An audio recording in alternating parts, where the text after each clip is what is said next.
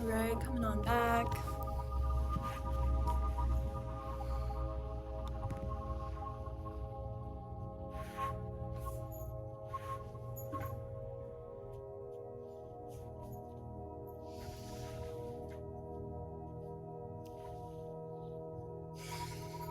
As always, there's no need to keep your camera on for our embodiment sequence, but you are welcome to if it feels supportive.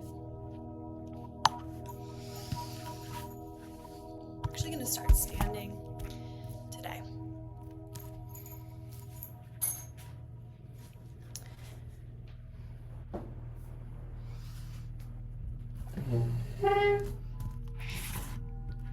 Try my best to stay super visible here. All right. It's coming to a standing position.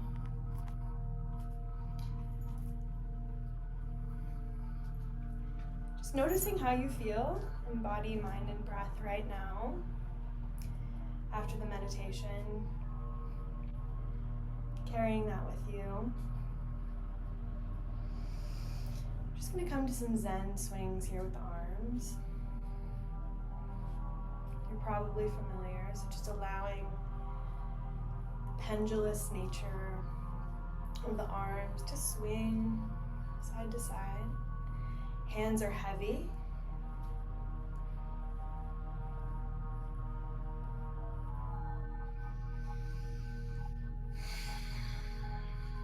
Deepening the breath. Inhaling all the way in. Exhaling all the way down.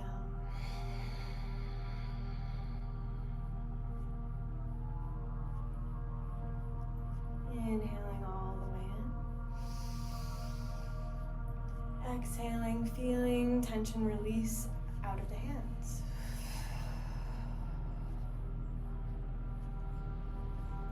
Making the swings a little bit bigger. Closing down the eyes. And bringing the eyes basically to the hands. What would that be like? To be able to see through the hands. To be able to perceive through the hands.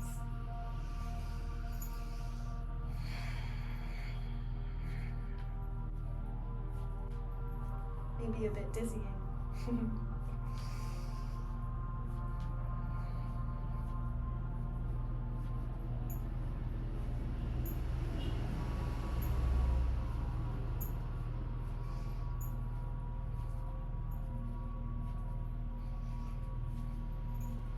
We're doing this for what might seem like a strangely long time.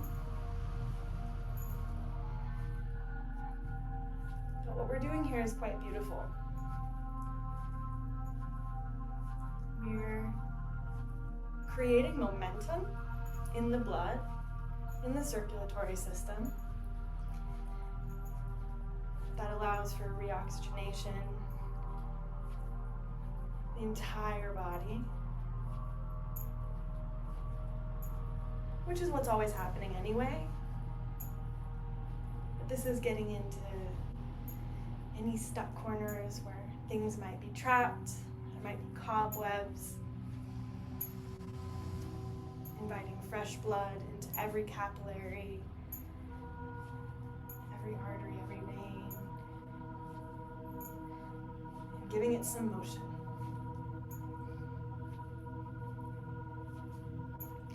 Starting to make the swings just a little bit more subtle.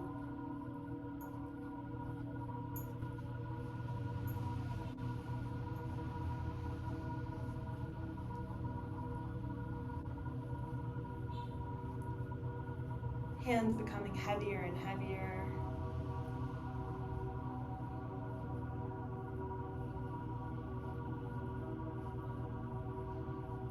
Heavier and heavier.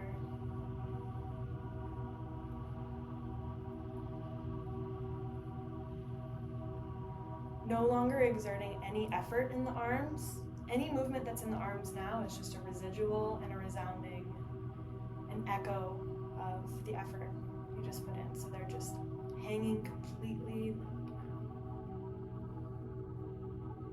And we're not going to stop the arms. We're going to allow them to come to a stop.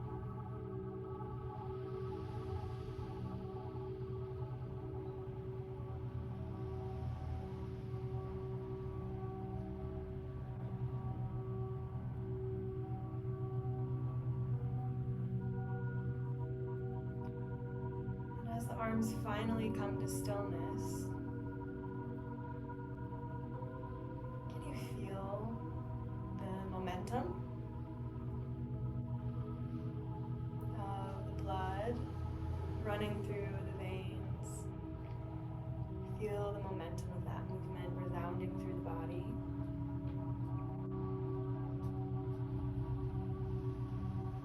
Deep breath in all the way from the soles of the feet. Gentle bend in the knees as we reach up. Exhale, waving the spine forward into a forward fold. Chest first. So feel free to peek at me if you need. We're going to come into some spinal waves. So on an inhale, we're rolling up.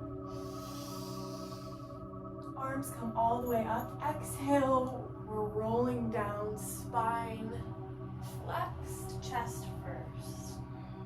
Inhale, rolling up, spine curved. Exhale, opening the chest.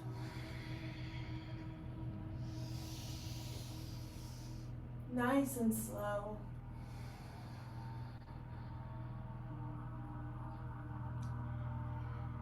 If you find a little bit of a shake in the spine as you wave down and forward, perfectly normal.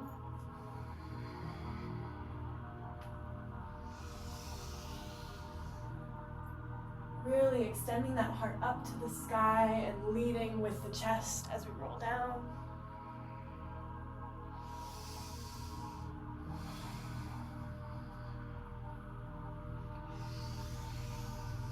Finding Ujjayi breath, ocean breath here.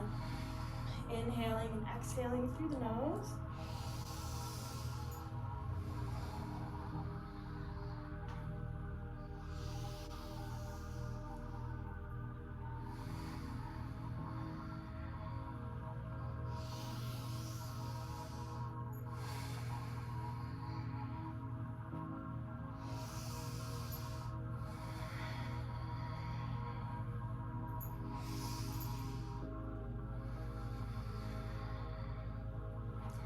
Final few here, placing something down as you roll down and bringing something up as you roll up. What might that be? It's up to you.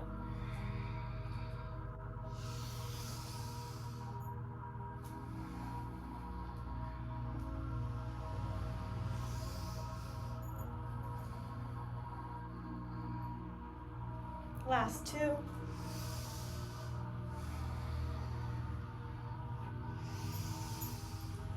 Last one.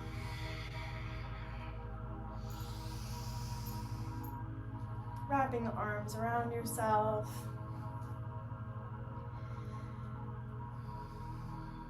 Giving a hug. Closing the eyes here, can you feel the beating of the heart?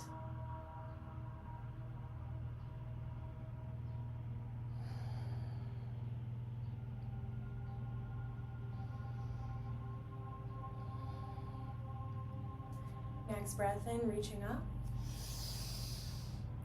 Taking the arms back around, opposite elbow on top. So whichever one you started with, take the other one.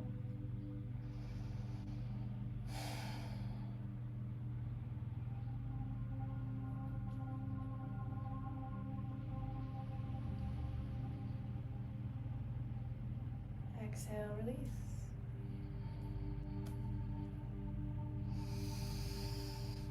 Keeping the eyes closed, gaze soft. If they are open, find a seat. Sitting on the heels.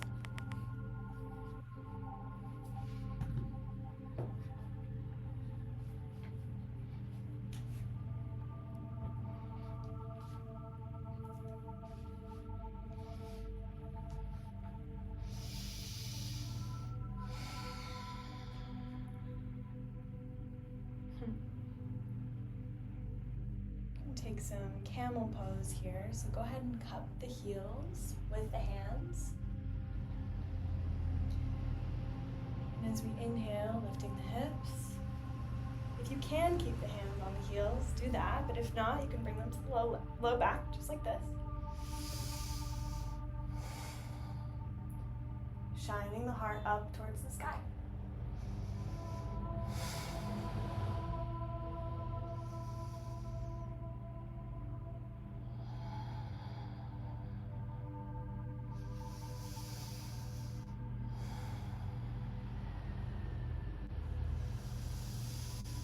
Couple of more breaths, just like this. Tucking the tailbone, shining the chest up.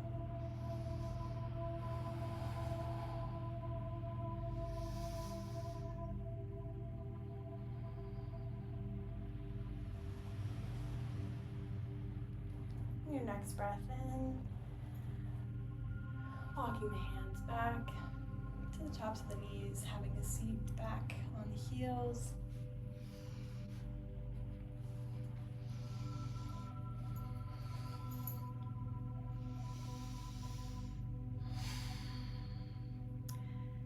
Back to Vajrapradama Mudra with the fingers interlaced over the front of the chest. We're going to repeat our seed syllable here for the heart chakra. Felt like we needed to move a little bit first. The seed syllable for this chakra is Yam, Y-A-M, Yam. So we'll inhale all together and go for it 3 times. Yam.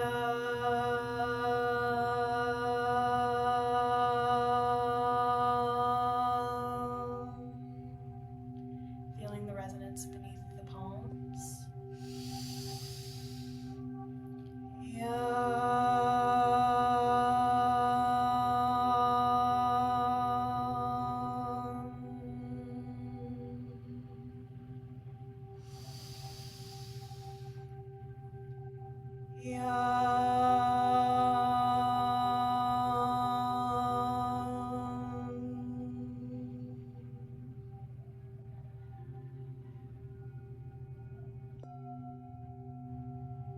Feeling the syllable resounding in the space around you, creating a force field, a field of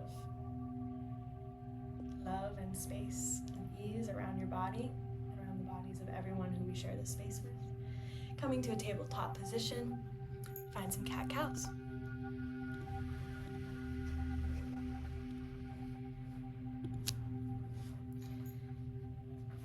So as always, inhaling as we shine the chest towards the sky, forward and up. Exhale as we round down. Finding your rhythm here. And instead of awareness being located somewhere in the head, can we use this motion to drop the awareness down into the space of the heart, keeping it going. Flexing and rounding the spine.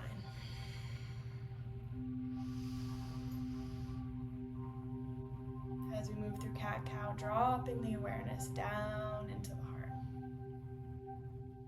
Down into the heart.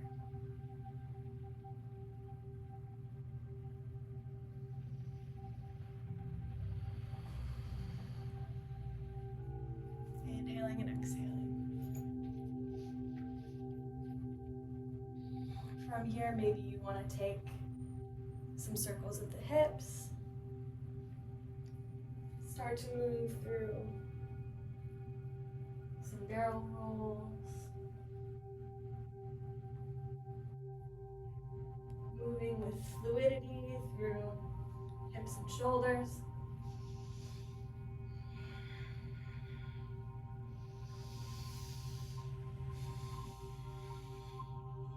Doing whatever feels really good for you right here.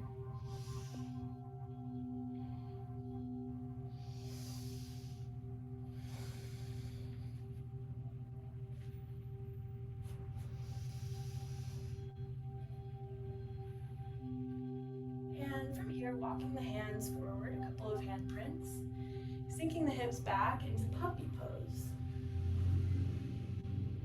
Hips are high, heart is low.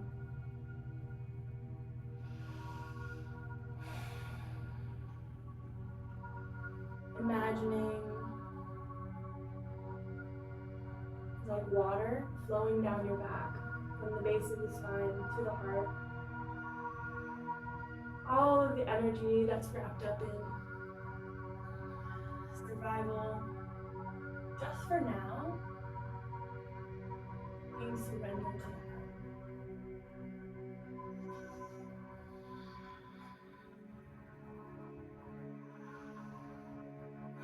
It will inevitably come back online, but just right now.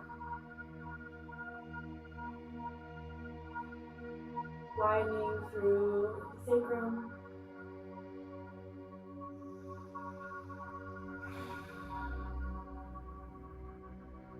Just imagining the red of the root, the orange of the sacral, the yellow of the solar plexus, all flowing into and being surrendered into the green space.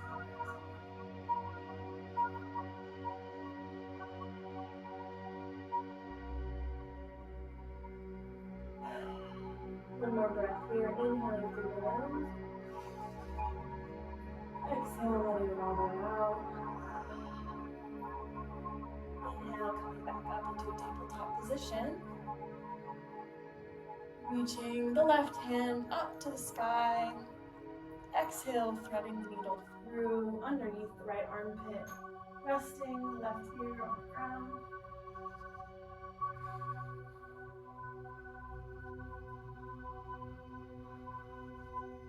If you desire a little bit more depth, you can walk the right fingertips forward, straightening through the right arm. Take 3 breaths here.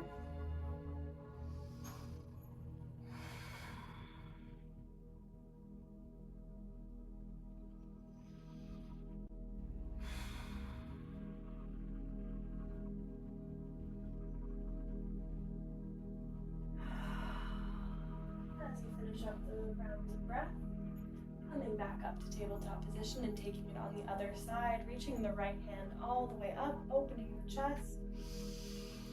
Exhale, threading the needle, sending it underneath the right armpit, or the left armpit, excuse me.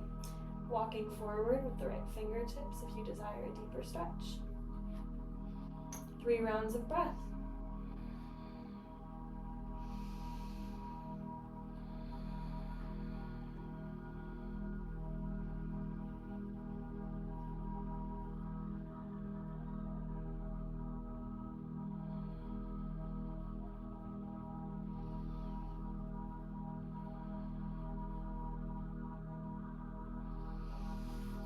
As you finish up your rounds of breath, coming back to tabletop position, we're going to lie down on our bellies. And we're going to walk the right fingertips out to a T, perpendicular to the trunk of the body. The left hand is going to press on the ground. And we're going to kickstand the left leg behind the right to open the shoulder. So this should feel really good through the right shoulder. If you want to go a little deeper, you just send the hips closer to the ground, opening up more through that left leg. Maybe pushing a bit through left palm.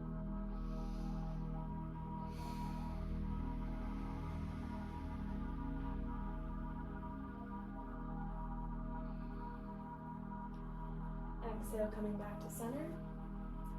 And doing the same thing on the other side. So walking the left fingertips out to a T, perpendicular to the body.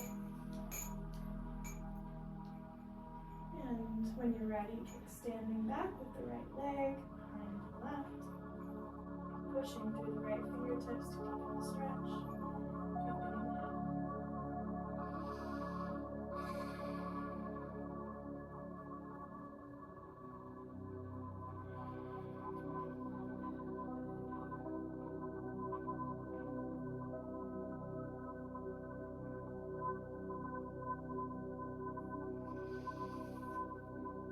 When you're ready, rolling back into the belly. Coming up into Sphinx pose, so bringing the elbows onto the mat, arms are parallel, fingers are spread, pressing through all 10 fingers on the mat.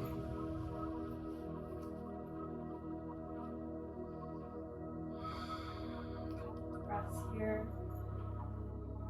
See if we can roll the shoulders back just a little bit more, soften through the chest as we push down.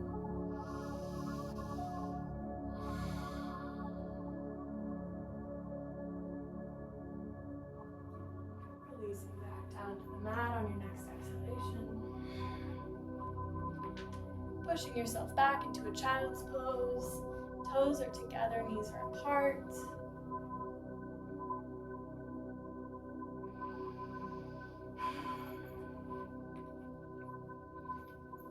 With the eyes closed here still.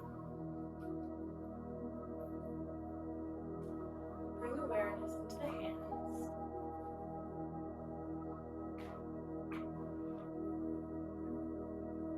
As you bring awareness into the hands here in child's pose, we're going to start to find a rhythm.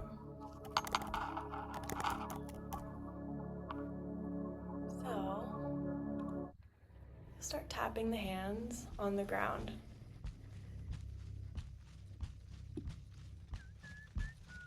Finding this rhythm.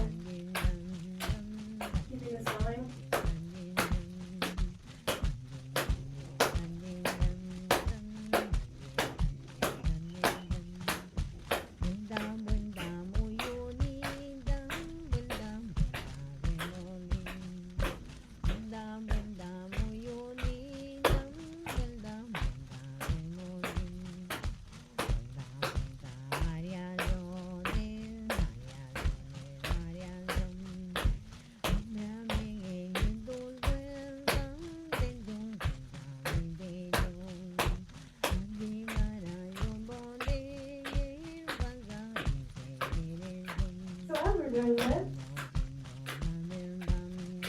we're imagining the green light of the heart extending all the way down the arm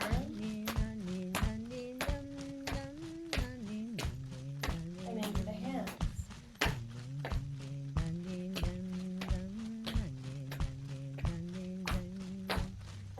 The hands being instruments of creation, an extension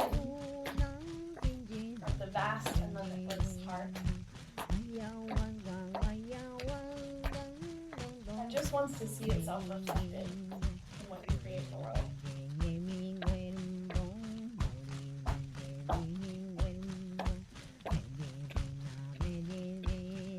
Devoting creation to that which created it.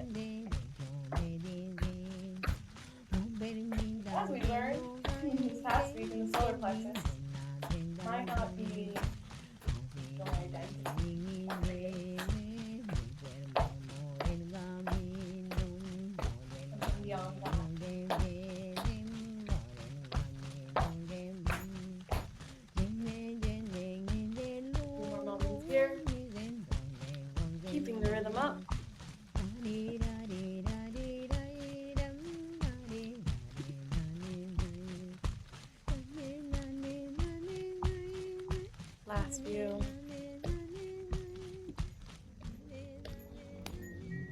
And slowing that down. Deep breath in. Soften all the way down into the ground.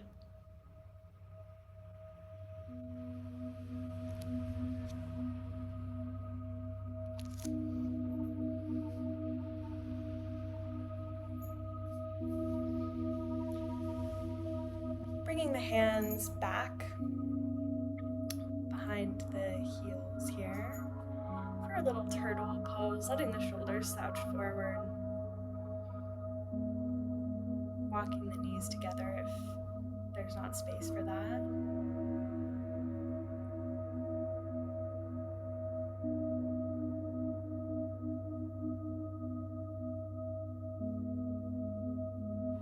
Resting in the stillness of the heart.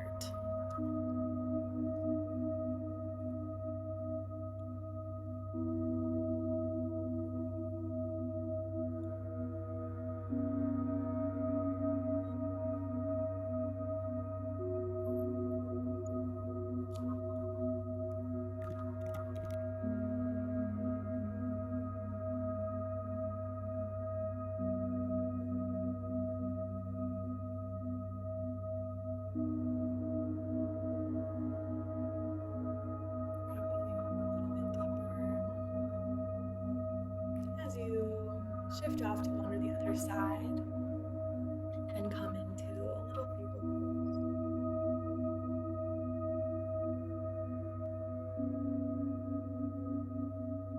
Holding yourself, giving yourself a hug.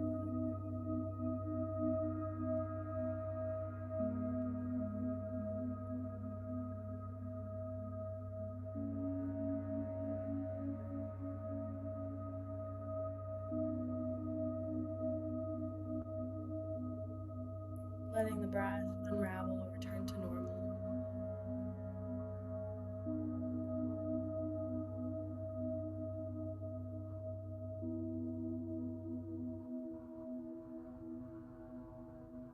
Softening.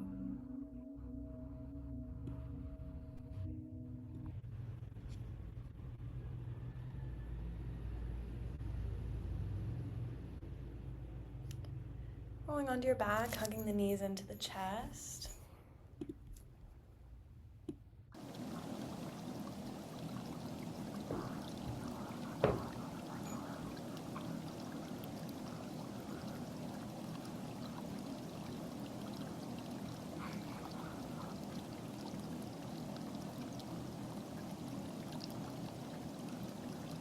Swing side to side.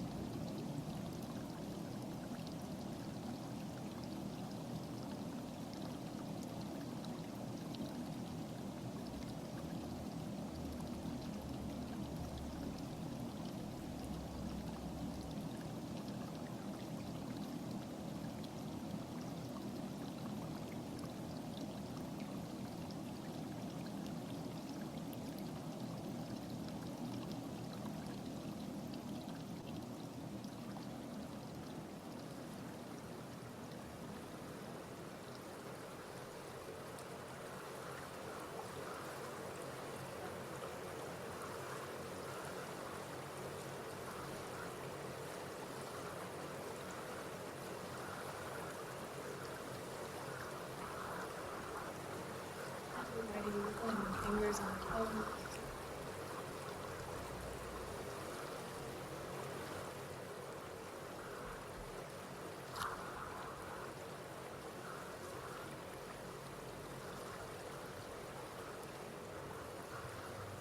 Moving side to side, picking up the neck, rolling the wrists and ankles over onto the right side.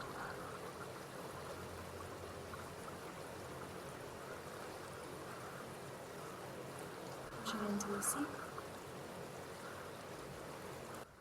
When you're ready.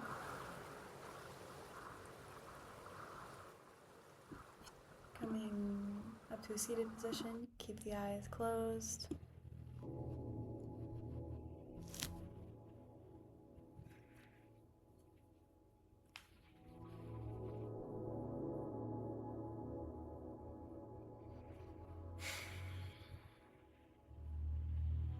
Bringing the palms together at heart center.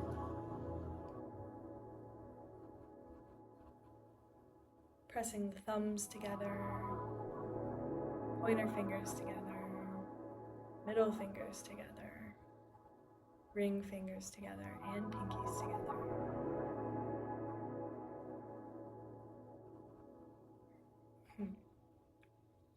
Feeling the gratitude for the technology that is the human hand.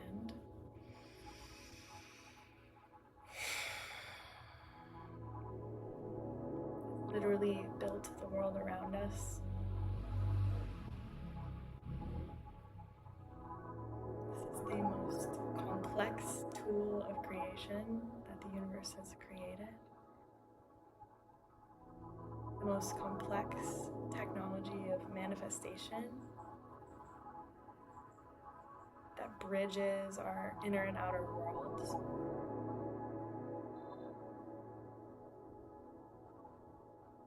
Just feeling the enormity of that, feeling the connection between the space of the heart and the hands as we flow down into the arms, forearms, wrists, and palms, each fingertip. Breathing that connection.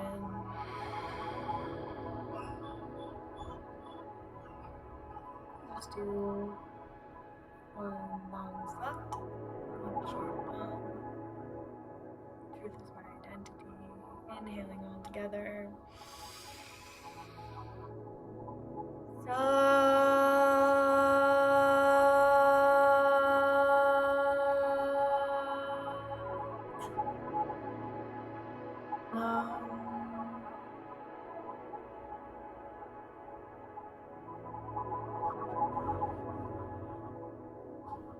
There's no rush at all, no pressure. Come back to camera. You're welcome to. As you begin to let your eyes open, see if you can keep the softness that you're feeling in mind, body, and spirit. Just right here, always available as a moment.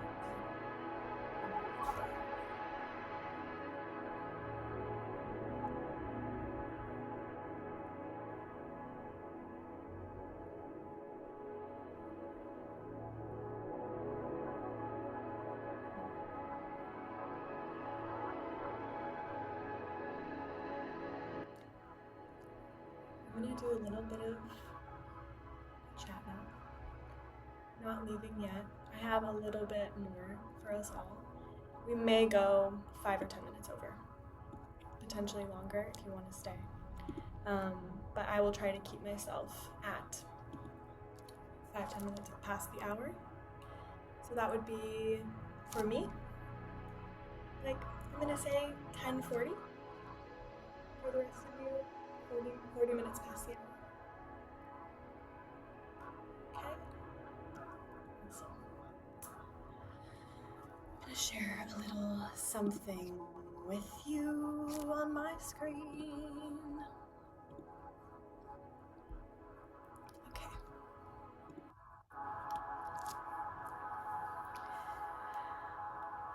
So, before I start talking, maybe just taking a look at what's happening over here on the left side of my share. And before we start to overlay any words, can you just feel that image? Just feel. Maybe focusing in on one part of it. For me, I'm looking at this one that's labeled galactic plane. For you, maybe it's the Vitruvian Man.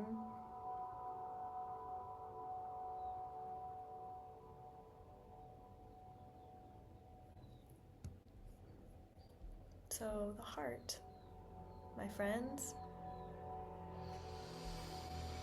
The heart, also called Anahata chakra, anatomically at the cardiac plexus and near the lungs, controls the toroidal energy field of the body. I shouldn't say controlled, emanates the toroidal energy field around our bodies.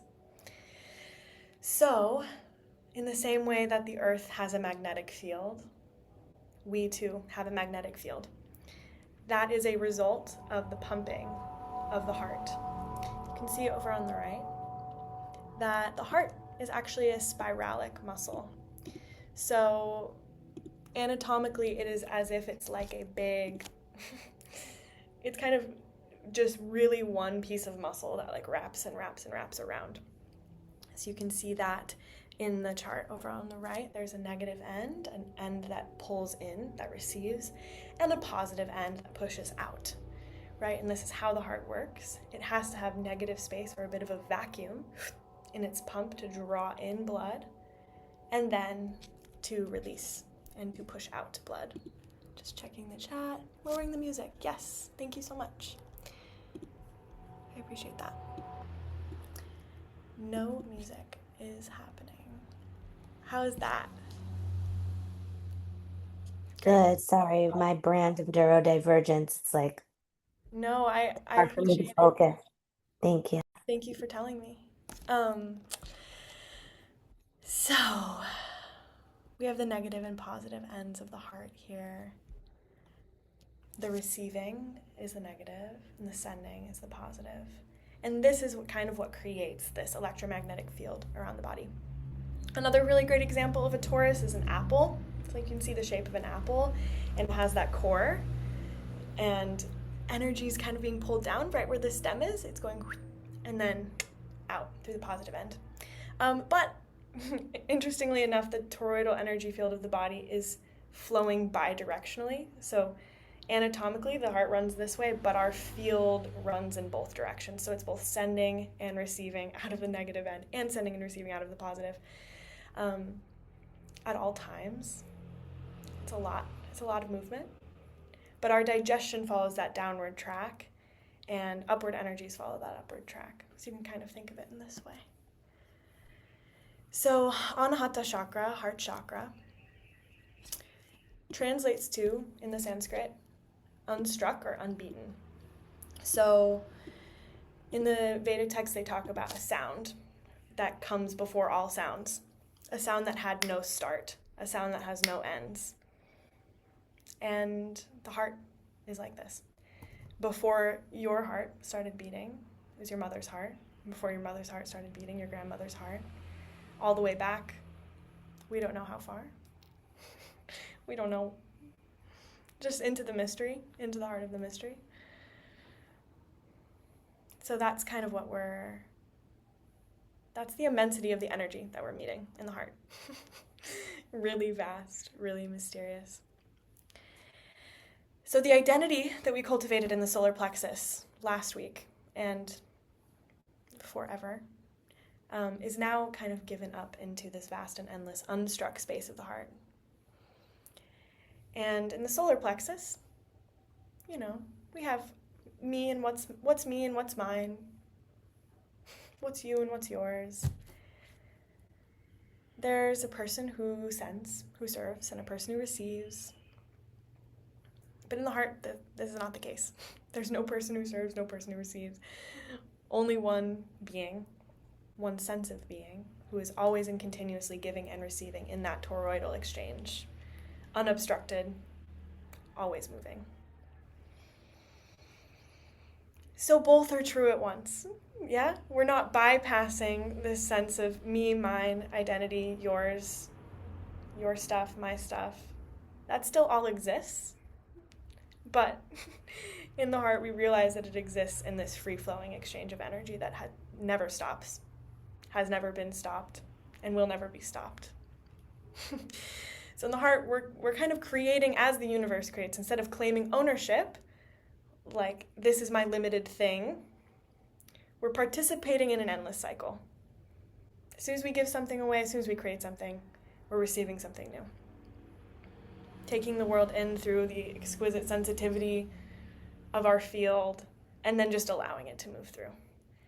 So this is really where we tune into the sense of bhakti, or devotion, that we talk about in the yogic tradition, in which we're just giving all of our energy away to that which gives us our energy, which is spirit, which is whatever you want to call it, the mystery. Some people call that God. Giving it all back up to that. I'll pause. How am I doing? Are we following? Are we tracking? Awesome. So that toroidal field, for you as an artist, is a really sensitive space. You might be more tuned into that than the average person. You might feel the currents of the world with a greater sensitivity. And that's our nervous system's exquisite attunement to the subtle frequencies of what's happening on the planet, because, as we can see, the electromagnetic field of the earth is mirrored on the electromagnetic field of the heart. And so anything that appears in the world's electromagnetic field, we feel, because we're mirroring one another. So the field of the world affects the field of the body, and the field of the body affects the field of the world. They're kind of interlinked, interdependent, and concurrent. So that's both a gift, our sensitivity, and it's also a responsibility, right? Because the challenge is that we tend to absorb some of the world's chaos. And without the skillful means to process it, and then titrate back down to the solar plexus and know what's me and what's mine and what's theirs and what's ours, and the ability to actively clear, which we're learning right now this week through the practices that we're doing, the toroidal field can become a little bit full. So we're talking about entering into these full rooms. Josh mentioned this. Michael mentioned something about fullness and the chaos, as did Haley. That is part and parcel with the fact that you're connected to the entire energy field of the entire world. How cool is that? And also, how messy. Breath in there, just letting that out. Because what I feel when I feel into that is both an enormous spaciousness. Oh my gosh, I get to be everything. And I get to feel everything. And also, a lot of, there's weight there too.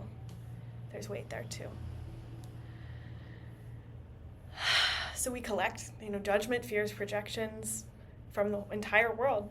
And we carry the weight of unprocessed sensations, unprocessed feelings from all over the place. And then we wonder why we feel cluttered, why we feel full, why our creative work doesn't feel like it has space to root.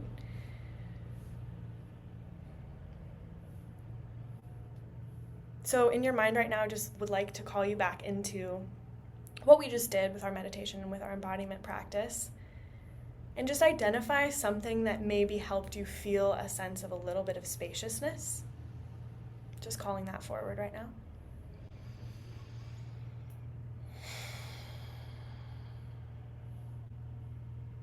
Like a movement that you would like to come back to when that field is feeling really dense or really cluttered.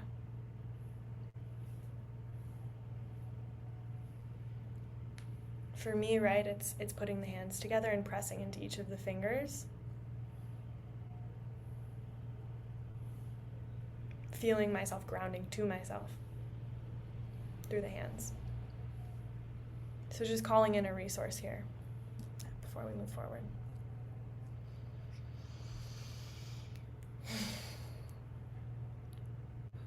Yeah? Cool. So in prenatal development, when we're literally developing in our mom's wombs and our hearts begin to beat, and we begin to form our cardiovascular network of all these beautiful veins and arteries and capillaries that branch like trees, the arm buds appear as being really uniquely close to the heart. So you can see like my brachial plexus of nerves is like here, as well as like all of the veins and arteries that run right here in the front of the arm. Someone in this room probably knows the name of this. Carotid. And there's another vein here, carotid artery, and then the vein that's associated with it. Anyway, runs all the way down the arm into the hands. So these are really intimately connected, the heart and hands. Really, really closely and intimately connected. And that is both an energetic and a physiological design, right? The most innervated and sensitive and dexterous implements to create with, the most complex technology the universe has ever crafted up for creating is so close to the human heart.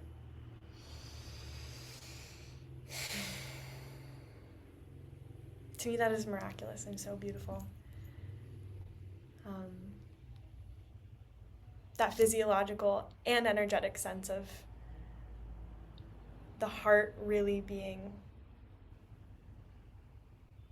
the implement or the organ of control of what we end up creating.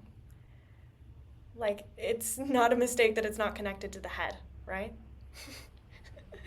If our hands were directly connected to our head, who knows what the world would look like. If they were directly connected down at the level of the hips, at the level of the survival centers and desire centers, who knows what the world would look like. They're here at the heart, at the level of the heart. Balanced.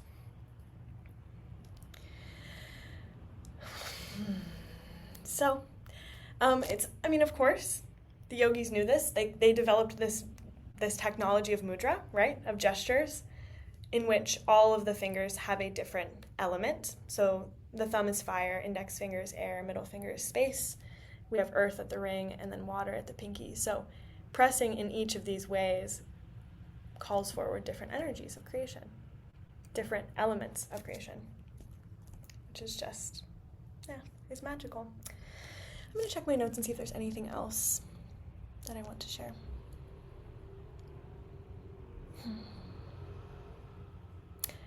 Well, I'll pause and see if there's any questions before moving forward just about the heart. And I know we're now at time, so that's all I'll do. I'll just make room for a question or a share, and then we'll be done.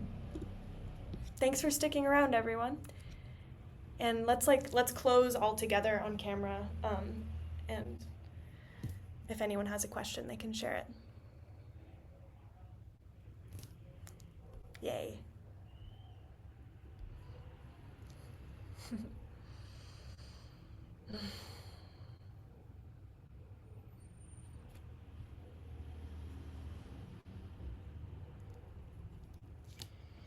Yeah, Natalie. Well, these visuals are absolutely beautiful.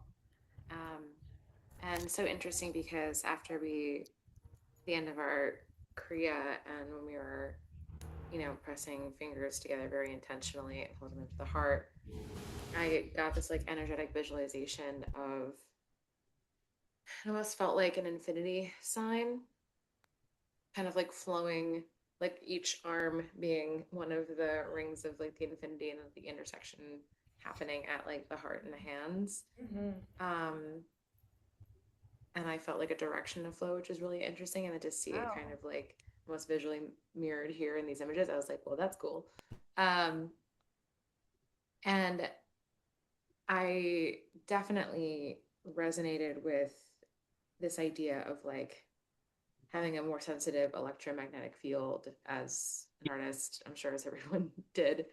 And I think like in light of what's happening in our country and the world right now, um, it probably has something to do with what we're all feeling, like this heightened sense of anxiety and like Absolutely. um yeah, everything that folks were sharing earlier. I was doing poetry snaps because I was like, yes, same.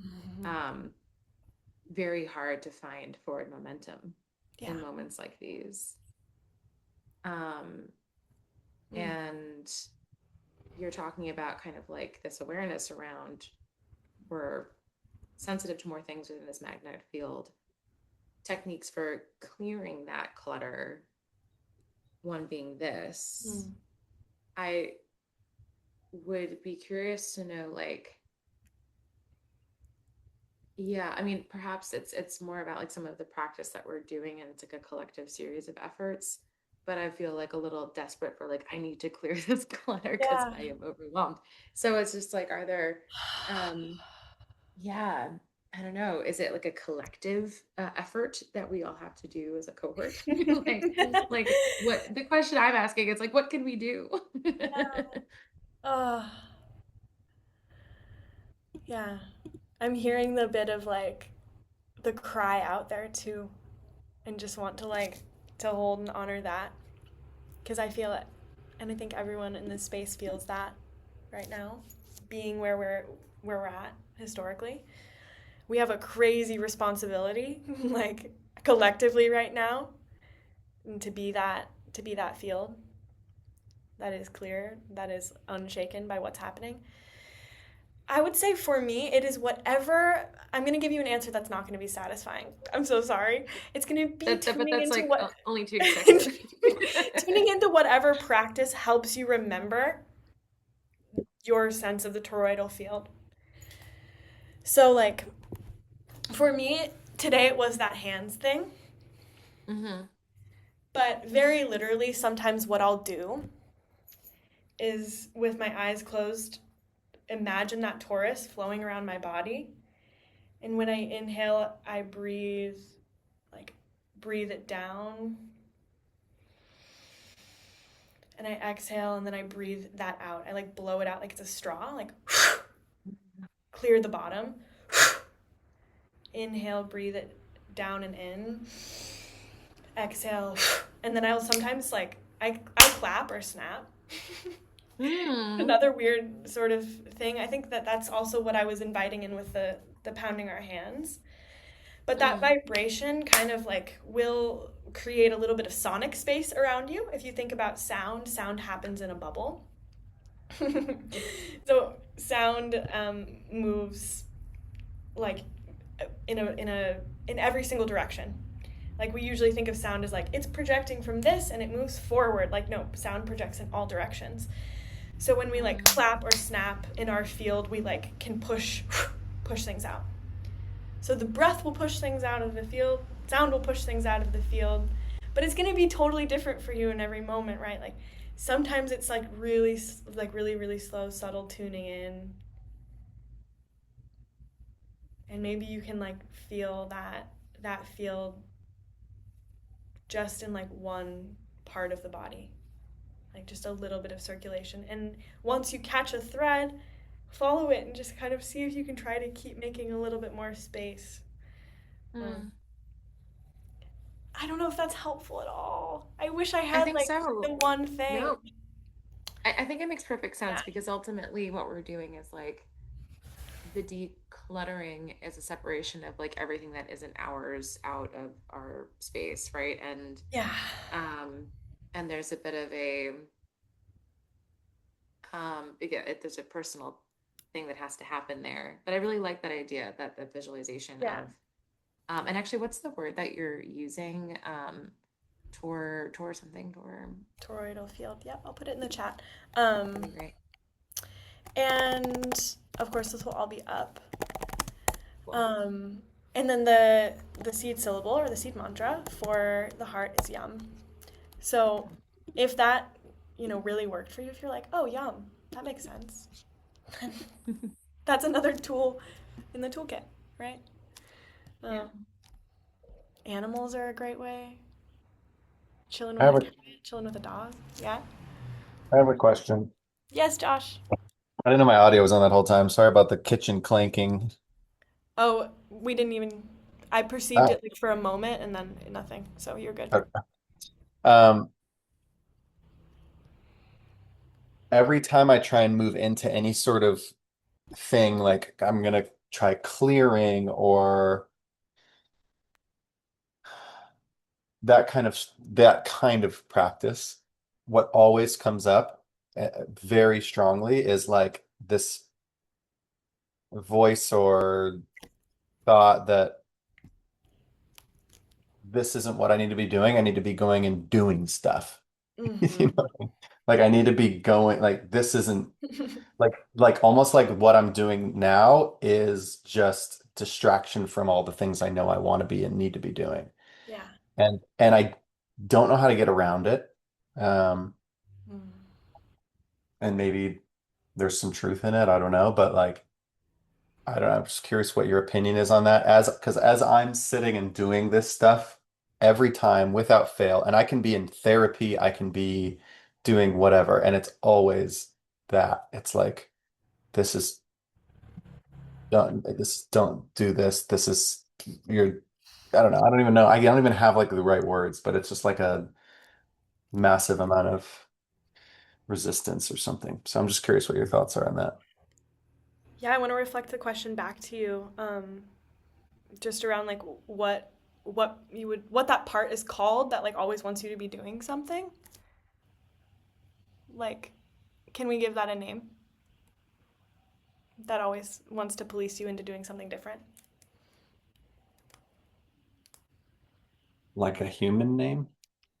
Or just like a, yeah, it can be a human name or like a role. What is its role? What does it serve? I don't know. Um, What does it want? it wants it wants self-actualization. Right. And it also, I think, wants to feel okay. Yeah. Those might be two separate things, but What beautiful desires. What beautiful yeah. I was desires. gonna I was gonna also ask if you don't mind, Quincy, what is it Yes. trying to avoid? Might be a flip way of looking at it. What is it trying to avoid rather than what does it want? I'm Michael. I'm Because sorry to laugh. You're if it's like in a cooking show right now. You're like the IFS chef. I love you. That's great. A great question. Yeah. What is it trying to avoid? so I feel like the protective this feels protective rather than like energy encouraging. It's trying to stop you Mm. and like maybe it's trying to protect you from something. Yeah, I'm not sure exactly what from. It's funny because even when I'm doing things that I would think that would be happy with, it's still there on some level of like, oh, it should maybe like if I'm writing, you should be writing something else. Why aren't you working on this thing? If I'm working on that thing, well, maybe you should be working on this thing. Why aren't you drawing? Why aren't you painting? That. So it's yeah, I don't know. I don't know if that's the exact same voice, but it's definitely. Do you try to push that voice away by chance? I think I just notice it and then I try and like move back into what I'm doing, and it's so persistent and has been going for so long that I'm just not sure what to do with it. Yeah. That sounds exhausting. Yeah. Incredibly exhausting, yes. Yeah. Yeah. I wish I had an answer for you. That's okay. I also have my therapist, so I can also ask him this question. That's okay. Yeah. I'm excited. I'm excited that you're exploring IFS in that container, and I think that it's going to be really helpful in this way. And I'm really glad that you feel yeah, safe to bring it here because it's I think that I mean like raise your hand in this space right now if you have like that that same chatter. Yeah, Joshua, I was gonna say as well as like The experience you're describing really reminds me of like if you've ever sat like session, like Zen practice. Quincy and I have sat together, but it's not like a huge regular part of my own practice. But I'm I remember like the first time, um, like trying to be in complete stillness and having, like sitting cross-legged and having like my whole leg go numb, like your body literally screaming at you, where you're like, this sucks. Like, am I supposed to be thinking about something? I'm just trying to like, why does 15 minutes feel like 3 hours? You're just like everything in you, at least for me. I don't know if this is everyone's experience, but as an inexperienced meditator, having that like feedback where you're just like, this sucks, this sucks, this sucks, this hurts. Like, how am I going to get through this? And then, like, it's not even just that for me when sitting in meditation, like that specific kind of meditation, your sensation shifts and changes. Like, it's excruciating, and then but you don't, like, it's not that you don't pay attention to it, but you're just accepting it, and it shifts and it changes. I don't know. I think it's very interesting, the conundrum you're kind of discussing, Josh, of being like something is arising, I'm having this information and this feedback, but I don't know if it's self-protective or if or it's intuitive. Um, and it's That's like, literally that question right there is the question. Yeah. It's like, is it protective or is it intuitive? And because I can't answer it, I just get stuck in this middle area where I mm-hmm, don't know what to do with that question. And I don't know it's hard to tell what is intuition and like what is a protective response or a fear response. And so that, I mean, that's literally been what my question is for the last few years. And like, mm-hmm, even in ayahuasca ceremonies, like in like getting stuck in this middle ground in there and not knowing what's what. Yeah, it's been a big one. So it's I so have another hard. thought, Josh, and just because I absolutely relate to this. Um, it's kind of like macro ADHD. Like you can even look at it in life, whether it's like in the micro of like I'm gonna go read a book. Oh, I get one page in, and then I'm like, oh, I should be doing something else. And then you go do that, and then or in the macro of like I'm joining a yoga class, and I get 2 weeks into it, and then stop because I found a different workout or something.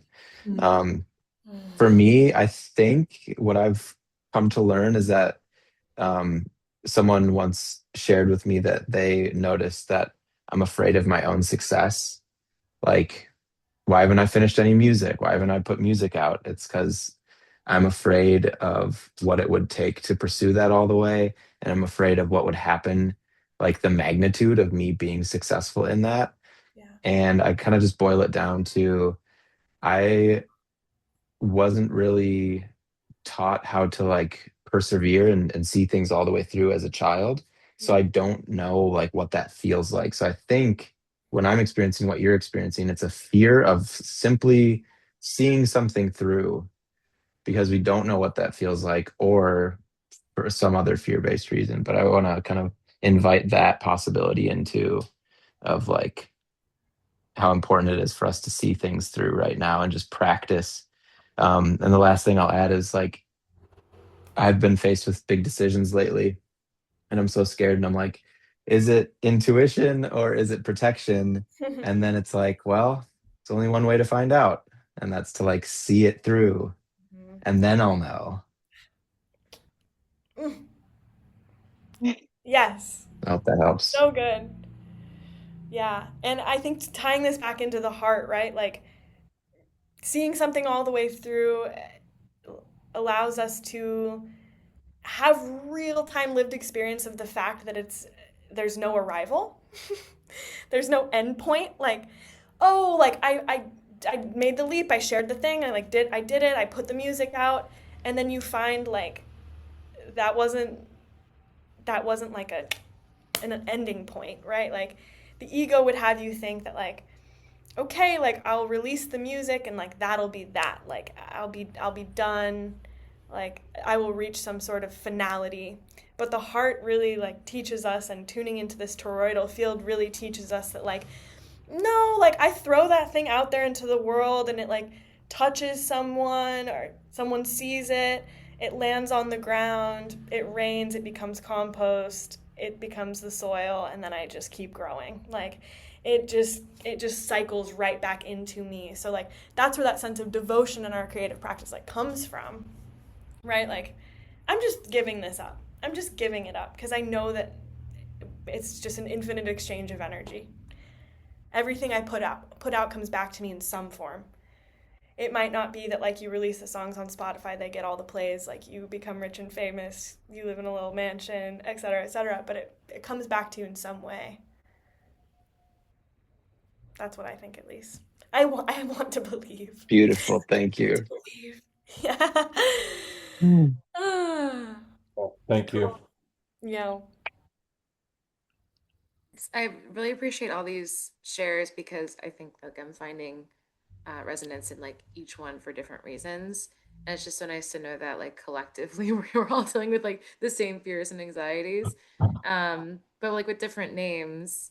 And I wanted to throw a little bit of my story in there in case it's also helpful, only to like add another idea of what fear could be, which is the opposite, where feel like I've made strong commitments in the past that led me down a path that like I regretted for various reasons, but ultimately they're lessons. And so like when I have an inner critic or an inner cynic in my head, which is often the thing yapping away and questioning every choice I'm making, it's fear, of course. And my personal fear is like getting stuck, making the wrong choice, pursuing the wrong thing. Um, and so my work has been to sort of like, come up with the alternate voice that is sure of what it's sure of, leaning into those things and following those threads. But it is an interesting kind of polarity in the same way that the heart has a negative and positive end. We have a positive and negative inner voice. Um, it seems to be the destiny of the human experience to live both things simultaneously.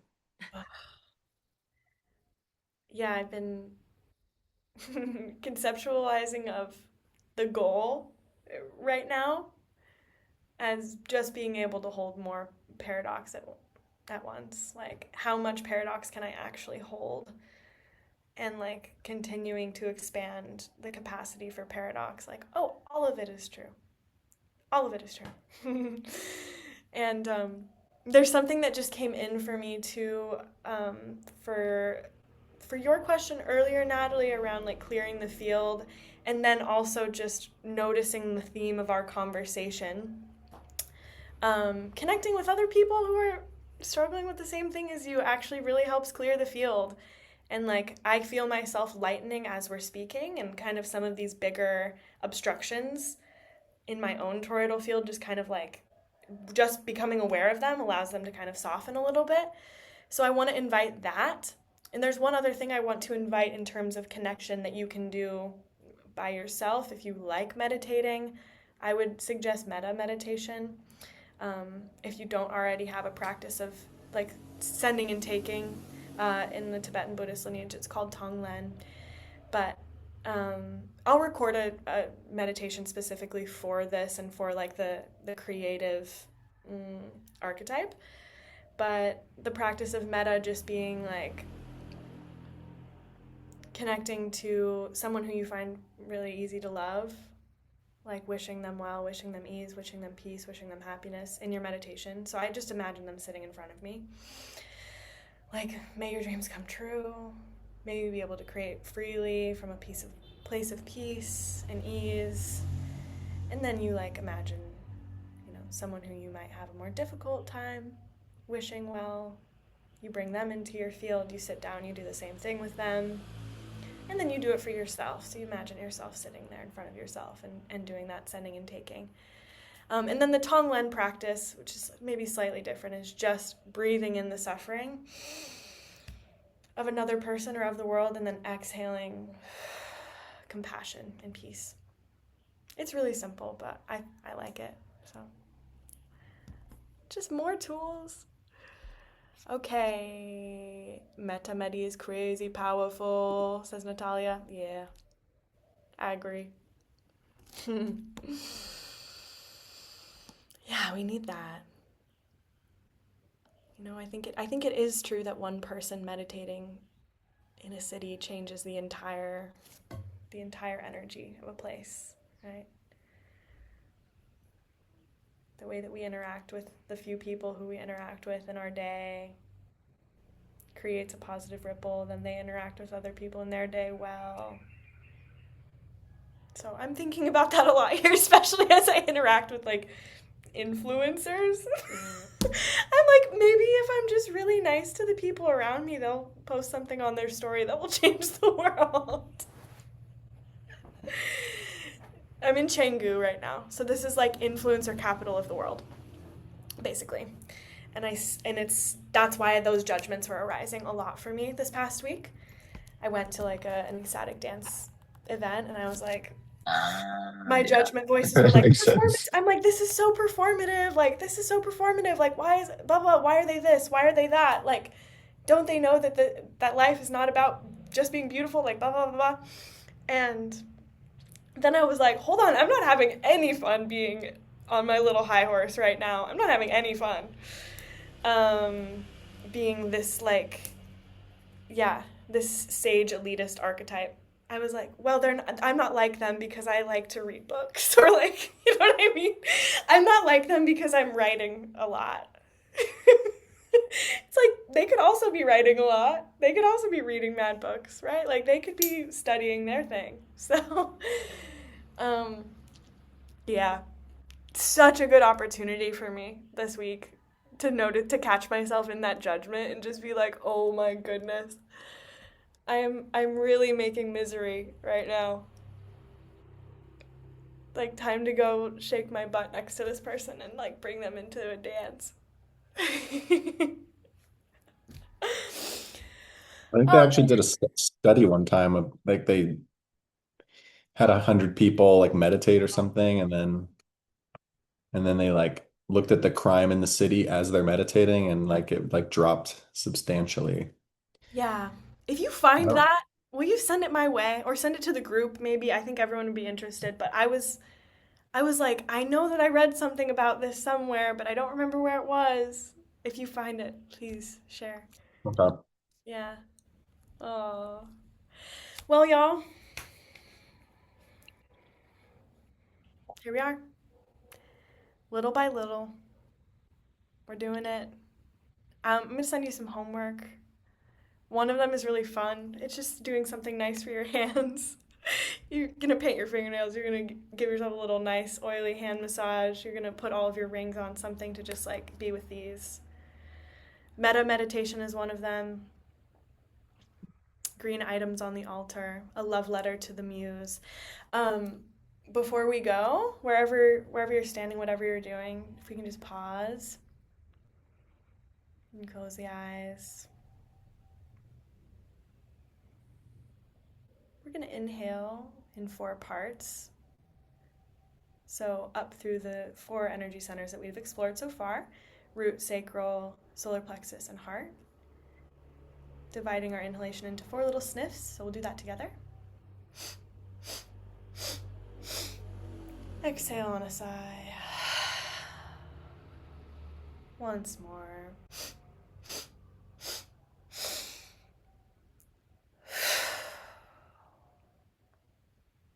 May you have sweet dreams. May you be well. May you create beautifully. May you touch and inspire the people around you. I love you so much. Thank you, guys. Love you too. Thanks, Quincy. Bye. Thank you. Bye. Thank you.